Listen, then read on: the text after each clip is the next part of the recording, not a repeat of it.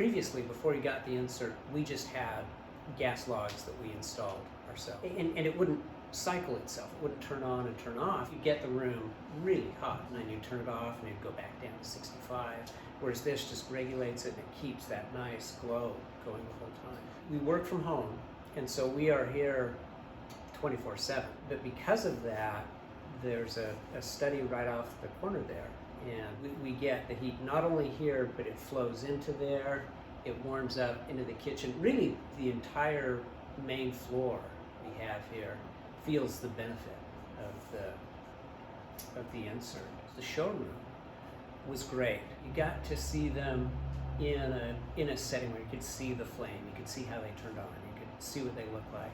So the selection was great, crew were fantastic. Helped us through the process.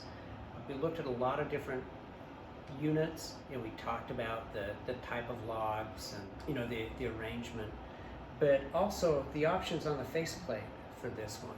We wanted that arched faceplate. This one had that. And I think there were a couple other styles that we could do with that. And the remote was a selling feature. The easy on with the remote, the ability to set the thermostat, that's huge.